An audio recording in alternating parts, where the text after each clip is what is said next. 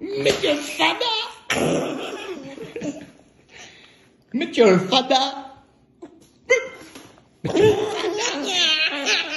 le fada. Ah, tu es trop beau. Bonjour tout le monde. Bon, moi je suis levée forcément depuis genre 6h du matin. Enfin, on commence à te lever à 6h pour les cacher, puis après 7h le déj, enfin voilà. Ça s'enchaîne, donc je suis levée depuis un moment.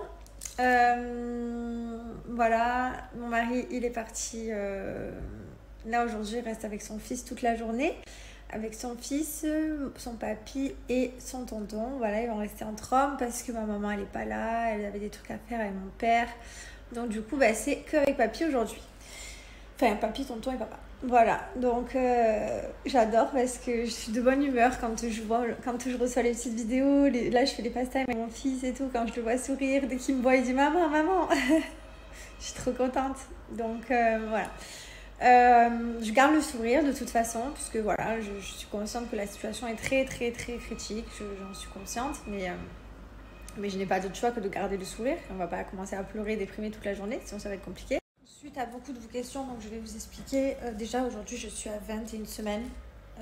Voilà, pile aujourd'hui. Donc je suis d'un côté contente parce que j'ai gratté 4 jours. Je suis arrivée à 20 plus 3 ici, ou 20 plus 4.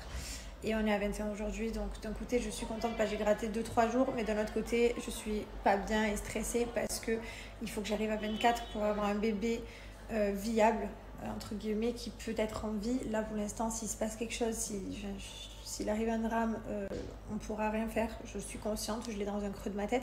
Mais je suis quelqu'un qui veut garder toujours le positif. Je veux toujours penser au positif. Voilà, il y a des belles histoires. Il y a des histoires compliquées, il y en a d'autres des belles. Et je veux toujours aller dans le chemin de la belle histoire. Et voilà, même si je suis consciente en soi. Donc il faut que j'arrive à 24 semaines pour pouvoir parler d'un bébé viable. Donc on va se battre, ma fille, moi, mon mari, on va se battre, on va essayer d'y arriver. Voilà.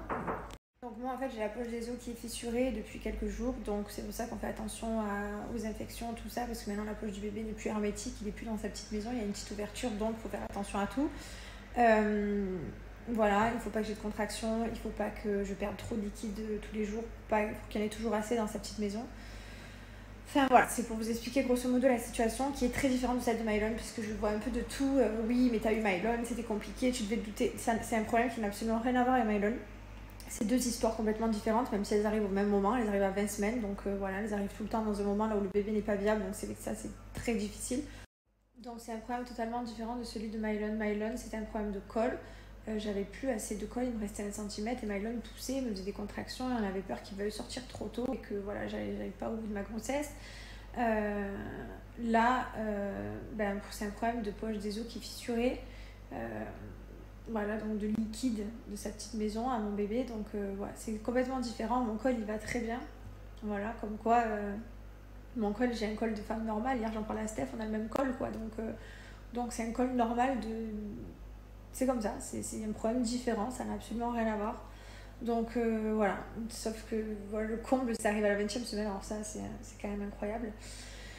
Mais bon, écoutez, je me suis battue pour Mylon, on va se battre et voilà, c'est la seule chose qu'on peut faire. J'essaye de garder le sourire, j'essaye de me dire allez, on va aller bien, même si des fois je vous cache pas que j'ai des moments de down et des moments de doute forcément. Mais voilà, j'essaye de penser à mon fils, j'essaye de sourire, j'essaye de... Voilà.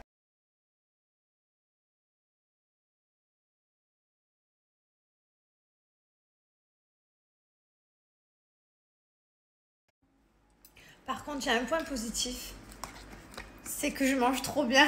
Bon, là, par exemple, je mange des haricots, enfin bref, voilà, je mange trop bien, trop sainement. Et du coup, j'ai plus de placard avec des petits Kinder Bueno, des M&M's. J'ai le chétan, il est plus à côté de moi, puisque c'était trop dur à la maison.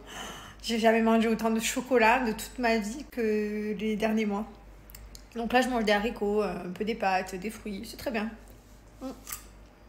Du coup, pour répondre à la question de comment je vais faire, je vais faire avec ce qu'on me donne en fait. Donc voilà, donc j'ai pas vraiment de choix. La grossesse de rêve que j'avais dans ma tête, elle se passera pas. Ce sera pas comme ça, c'est autrement, mais c'est pas grave, on prend ce qu'on nous donne et puis on vit avec. Donc moi je comptais juste venir en France un petit peu, quelques mois, et repartir à Dubaï et finir ma grossesse à Dubaï, accoucher à Dubaï. Voilà, c'était ce que je rêvais de faire, comme vous saviez. Je suis venue en France parce que 4 gynécos différents. Tous les gynécos que j'ai vus m'ont dit que j'avais pas de soucis, que ma grossesse était une grossesse normale. Ils me disent prendre l'avion n'a jamais été risqué pour une grossesse normale en soi. Voilà, puis en plus, comme vous avez vu, je suis restée chez moi dans ma maison en France. Je ne vais pas commencer à traverser toute la France. Vraiment, je suis restée vers chez moi. Le seul déplacement que j'ai fait, c'est pour aller une fois à Aix voir mon gynéco et une fois à côté de la maison pour aller voir l'autre gynéco. Voilà, qui m'ont dit que tout allait bien. Donc voilà, j'ai fait que 2 déplacements, j'ai rien fait de fou. Mais ça s'est pas passé comme ça. Donc malgré tout ça, ben voilà, finalement, je suis passée dans une grossesse à risque. Voilà, du jour au lendemain, ça a basculé. C'est pas grave, ça arrive à plein de monde. Voilà, je l'accepte. Même si c'est pas facile.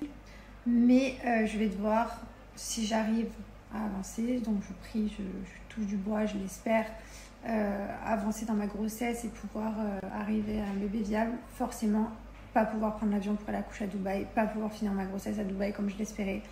Et du coup, elle se finira ici, en France. Donc voilà, c'est pas ce que je rêvais, c'est pas ce que j'espérais. Mais dans la vie, tant pis, on fait pas tout comme on veut. Voilà, c'est peut-être un mal pour un bien, j'en sais rien. De toute façon, quoi qu'il arrive, c'est comme ça. Donc dans sa tête, il faut se dire ce qui arrive, ça doit arriver. Donc je dois être là.